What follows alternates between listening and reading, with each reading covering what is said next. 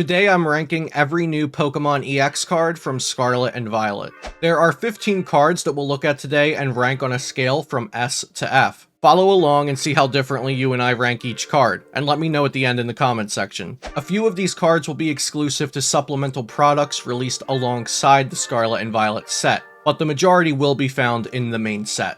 Ampharos EX is a great one to start with, and here's why. Pokemon V, VMAX, and V-Star did not have regular pre-evolution Pokemon, and while that made them faster, it also had its disadvantages. Mareep and Flaffy are only worth a single prize card until they evolve into Ampharos EX, which is well worth the 2 prize cards with 330 HP. Furthermore, Ampharos may be viable strictly because of its pre-evolution Flaffy card from the Evolving Skies set. I anticipate a recurring theme of Stage 2 EX Pokemon being competitively viable when their basic and/or Stage 1 forms provide their own value. That being said, Ampharos EX has a lot of HP and can do a maximum of 240 damage, which is pretty good. Taking into account Flaffy's Dynamotor ability, I do think Ampharos EX will see some play, but overall it's not that impressive, which is why I'm giving Ampharos EX the rank of C-. Next is Arcanine EX, which is pretty bulky for a Stage 1 EX, and it has 2 attacks to choose from. Arcanine EX has a pretty clear line of play. Use Bright Flame, and then use Raging Claws next turn after Arcanine gets hit. It's decent, but lackluster compared to the cards we have seen in the competitive environment in recent years. In a vacuum, I think this card is right down the middle, but I think it's currently outclassed by the power of V-Star Pokemon, which will be sticking around in Standard for a couple of more years. So I will be giving Arcanine EX the rank of D tier, since I don't expect it to see competitive play in the early days. Bayonet EX is really cool. Its Eternal Darkness attack does 30 damage and prevents your opponent from playing any item cards. Item cards like Nest Ball, Ultra Ball, Switch, Escape Rope are all commonly included in competitive decks, and not being able to use these helpful cards could be detrimental to most decks.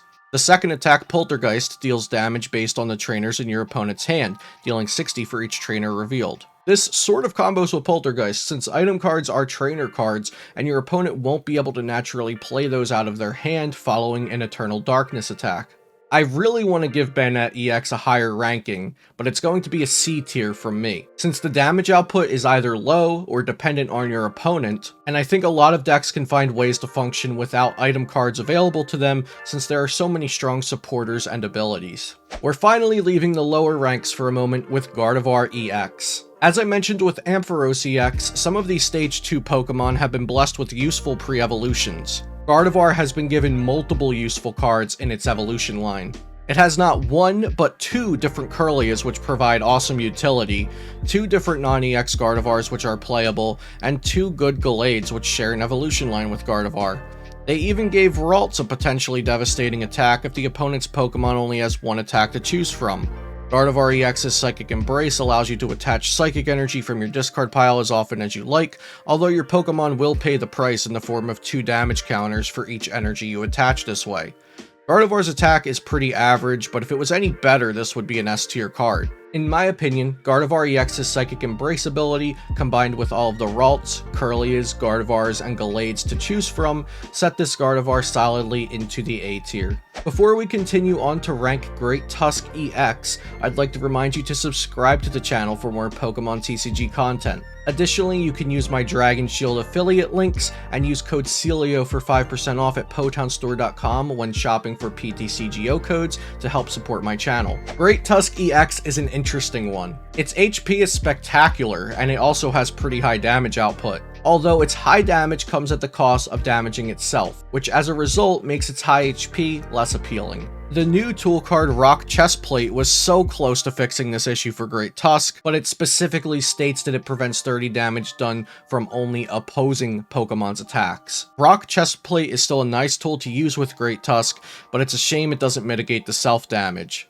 Lastly, Great Tusk EX is weak to Psychic, which should be quite relevant with Gardevoir EX being one of the most highly anticipated cards coming out of this set. Great Tusk EX has a few positive attributes like its high HP and high attack damage, but the self-damage from its attack in addition to specific attack cost of 3 fighting energy and weakness to Psychic are keeping my expectations for this card quite low.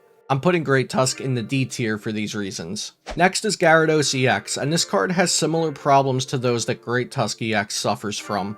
Gyarados has massive HP and its Tyrannical Tail attack can do 360 damage. However, Tyrannical Tail costs 5 energy to use and has a counterproductive requirement for dealing extra damage. Allow me to explain. Tyrannical Tail regularly deals 180 damage, which is not great for the 5 energy it requires.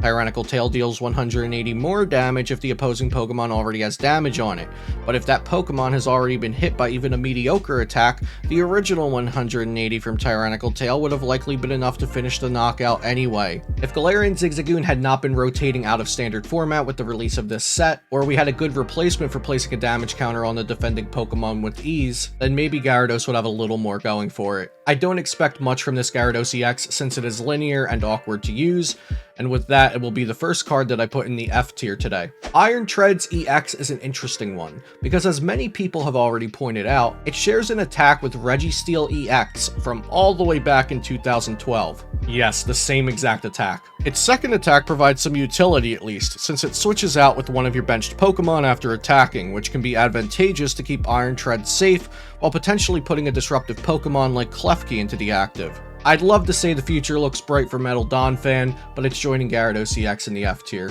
Koraidon EX has the Dino Cry ability, which allows you to attach up to 2 basic fighting energy from your discard pile to your basic fighting Pokemon in any way you like. The downside of this is that your turn ends, but we have seen similar abilities like Leafeon V's Greening Cells and Zacian V's Roar of the Sword prove useful for attaching extra energy even though they end your turn. The card pool you can use this card with will be pretty restricted, since Dino Cry attaches specifically basic fighting energy from the discard to specifically basic fighting Pokemon. A couple of early contenders to partner with Koraidon are Great Tusk EX and Hisuian Arcanine V, but these could easily be outclassed by future basic fighting Pokemon. Koraidon can also opt to power itself up with Dino Cry since its Wild Impact attack does 220 for 3 energy, which is really solid. I'm putting Koraidon EX in the B tier since its ability is really great and it has some solid attributes otherwise.